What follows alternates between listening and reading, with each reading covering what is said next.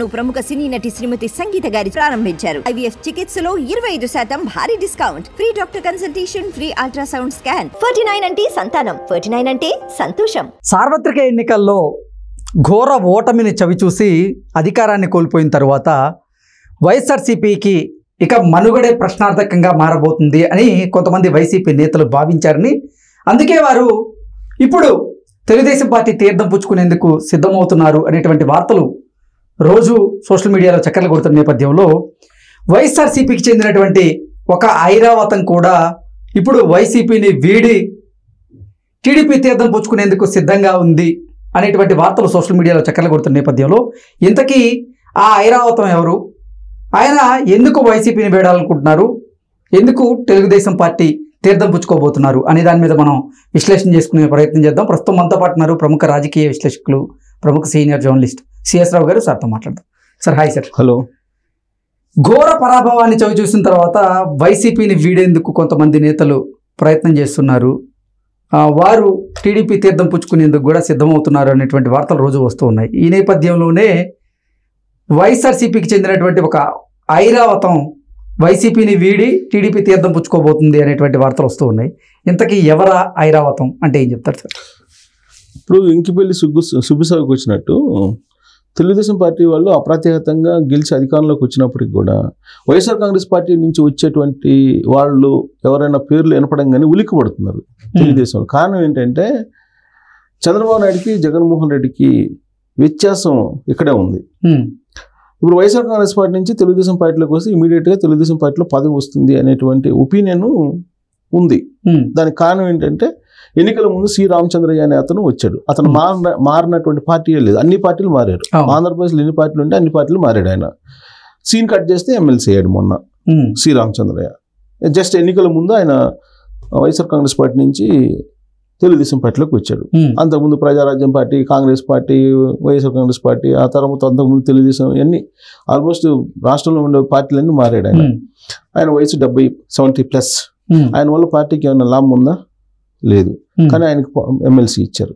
సరే, ఇచ్చినప్పుడు ఎవరు ఏమనలేరు ఇక, ఎందుకంటే అధికారంలోకి వచ్చారు. అధికారంలోకి రాకముందన్న అయితే తిరగబడి అసంతృప్తి వ్యక్తం చేస్తారు. అధికారంలోకి వచ్చారు, అది కూడా అపరిచితమైనటువంటి మెజార్టీతో గెలిచారు. కాబట్టి అధిష్టానం ఈ నిర్ణయం తీసుకుంటే ఆ నిర్ణయానికి కట్టుబడి ఉంటారు అసంతృప్తి ఉన్నప్పటికీ కూడా.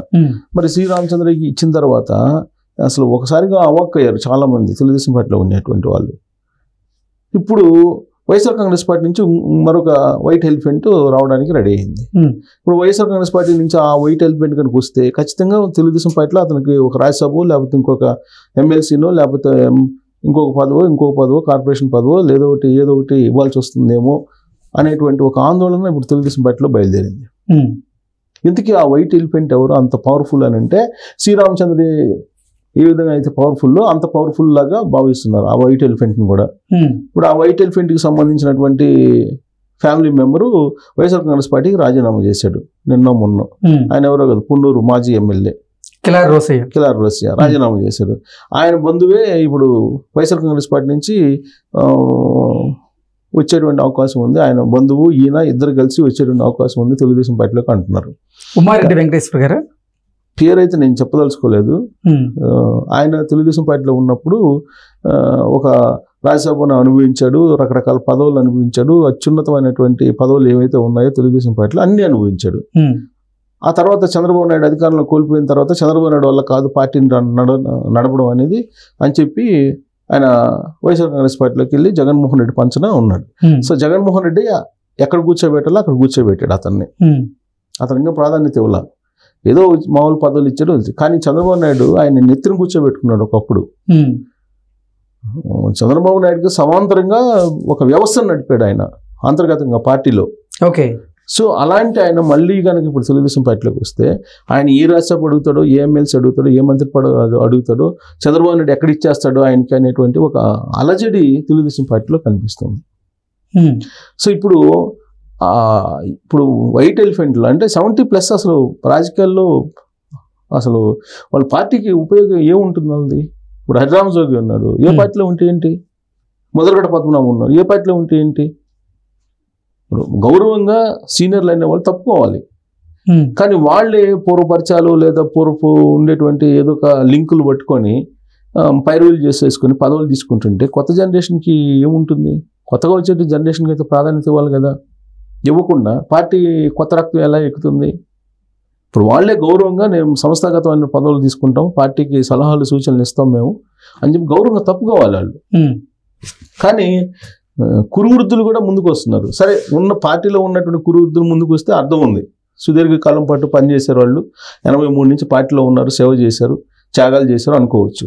పార్టీలు 5-6 పార్టీలు మారి మళ్ళీ తెలుగుదేశం పార్టీలోకి ఇప్పుడు అధికారంలోకి వచ్చిందని చెప్పేసి వచ్చేసి పదవులు కావాలని చెప్పి తీసుకుంటుంటే ఉన్నటువంటి వాళ్ళ పరిస్థితి ఏంటి? అందుకే వైఎస్ఆర్ కాంగ్రెస్ పార్టీ నుంచి ఎవరన్నా వస్తున్నారంటే భయపడుతున్నారు తెలుగుదేశం పార్టీ వాళ్ళు. అయితే ఇప్పటి వరకు అయితే తెలుగుదేశం పార్టీ వాళ్ళు ఎవరు కూడా బయట నుంచి తీసుకోవాలి. కాకపోతే ఎన్నికల ముందు వచ్చినటువంటి వాళ్ళకు వైఎస్ఆర్ కాంగ్రెస్ పార్టీ నుంచి వచ్చారు, వాళ్ళకైతే ప్రాధాన్యత ఇచ్చారు అనేటువంటిది ఒకటి పార్టీలో నడుస్తుంది. బహుశా నేను అనుకుంటే సెకండ్ హాఫ్లో వాళ్ళకి ప్రాధాన్యత తగ్గిస్తారేమో అనుకుంటున్నాను నేను. ఇప్పుడు ఫస్ట్ హాఫ్లో చాలా మందికి ప్రాధాన్యత ఇచ్చారు, చివరి నిమిషంలో వైఎస్ఆర్ కాంగ్రెస్ పార్టీ నుంచి వచ్చినటువంటి వాళ్ళకి.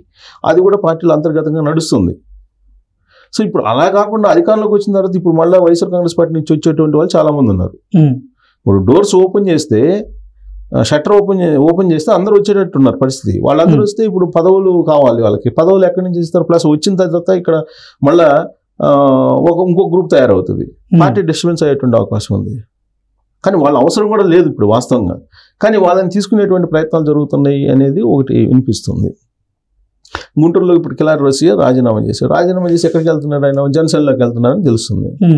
ఇప్పుడు జనసేనలోకి వెళ్ళినా తెలుగుదేశం పార్టీకి వెళ్ళినా ఒకటే కదా, కూటమే కదా. అంటే ఇటువైపు డోర్స్ షట్టర్ క్లోజ్ చేశారు కాబట్టి ఆ షట్టర్ నుంచే దూరుతున్నారు. సో ఆ షట్టర్ నుంచి దూరి మళ్ళీ ఇక్కడ నామినేటెడ్ పోస్టుల కోసం ప్రయత్నం చేస్తారు. సో ఇలా ఒక వైట్ ఎలిఫెంట్లు వచ్చేస్తున్నాయి అనేటువంటి ఒక ఆందోళన అయితే కూటమిలో కనిపిస్తుంది. బీజేపీలో చేరాలని ప్రయత్నం చేస్తున్నారు చాలామంది. ఎవరెవరైతే కేసులు ఎక్కువగా ఉన్నాయో వాళ్ళు బీజేపీలో చేరడానికి ప్రయత్నాలు చేస్తున్నారు.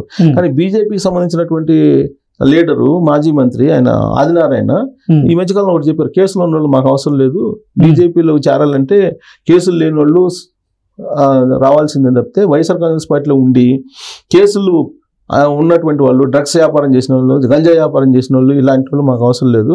ప్లస్ భూదందాలు చేసిన వాళ్ళు, లిక్కర్ వ్యాపారాలు చేసిన వాళ్ళు, ఇలాంటి వాళ్ళు మేము తీసుకోమని చెప్పి ఆయన చెప్పాడు. మరి ఎంతవరకు ఇంప్లిమెంట్ అవుతుందో తెలియదు. బీజేపీ వాళ్ళు అయితే చాలా క్లియర్ గా ఒక మ్యాండేటరీ తీసుకున్నారు. బట్ జనసేనకు మాత్రం అలాంటిది ఏం తీసుకున్నట్లే. ఇంకా ఇప్పుడు మరి వాళ్ళు ఏమో చేరుతున్నారు. ఇప్పుడు ఆయన ఫ్యామిలీలో మెంబర్స్ అనేది చేరితే ఖచ్చితంగా చక్రం తిప్పుతారు. ఎందుకంటే చంద్రబాబు నాయుడు తోటి ఒకప్పుడు సమాంతరంగా ఒక వ్యవస్థను నడిపినటువంటి వాళ్ళు అంటే ఇంటర్నల్ పార్టీలో. ఇప్పుడు తెలుగుదేశం పార్టీకి ఇంకిపల్లి సుబ్బుసాగుకు వచ్చినట్టు వాళ్ళు జనసేనలోకి వెళ్ళినా కానీ తెలుగుదేశం పార్టీలో ఒక రకమైనటువంటి అలజడి మొదలవుతుంది. సో తెలుగుదేశం పార్టీలో అయితే ఇప్పుడు ఎవరు నాంట్లో ఇప్పుడు సిద్ధారాఘవరావు ఉన్నాడు ప్రకాశం జిల్లా, ఆయన వైఎస్ఆర్ కాంగ్రెస్ పార్టీలోని వదిలిపెట్టి తెలుగుదేశం పార్టీలోకి వస్తానన్నాడు గెలిచిన తర్వాత. కానీ షట్టర్ క్లోజ్ చేశారు.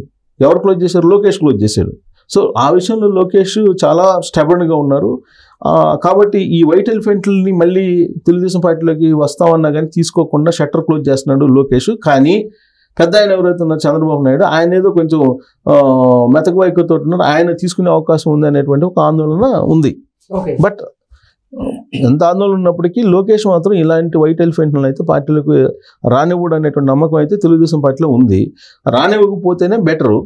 ఇప్పుడు ఉన్న వాళ్ళకే పదవులు లేవు, ఉన్న వాళ్ళకే న్యాయం జరగలేదు, 50 రోజులు అయింది అధికారంలోకి వచ్చి పార్టీ అనేటువంటి ఒక అభిప్రాయం ఎక్కువ మందిలో ఉంది.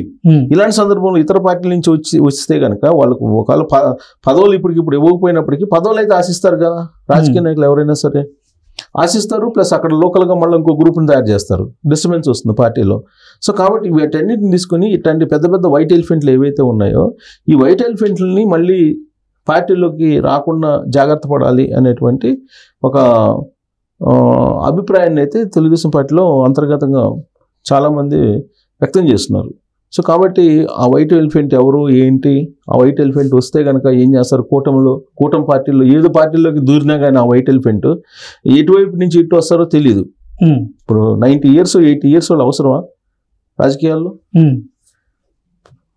పోనీ ఏమన్నా యాక్టివ్గా ఉన్నారంటే లేదు. యాక్టివ్గా లేని వాళ్ళు కూడా నేను వీల్ చైర్లో ఇప్పుడు కూడా నేను యాక్టివ్గా ఉన్నాను, నేను పార్టీలో చేరి నాకు ఒక కీలకమైన పదవి ఇవ్వాలి అని అంటే అది ఎలాంటి సంకేతాన్ని ఇస్తుంది పార్టీ?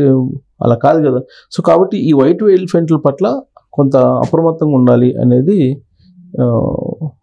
ఒక సీనియర్ జర్నలిస్ట్గా నేను కూడా తెలుగుదేశం పార్టీ వాళ్ళకి కాదు, ఏ పార్టీకైనా కొత్త జనరేషన్ రావాలి, కొత్త ఆలోచన రావాలి, కొత్త ఐడియాస్ తీసుకొచ్చేటువంటి వాళ్ళు కావాలి. అటు కాకుండా వీళ్ళే ఉంటే కనుక ఏ పార్టీ అయినా బలహీనపడే అవకాశం ఉంది. Okay sir, thank you so much. Thank you.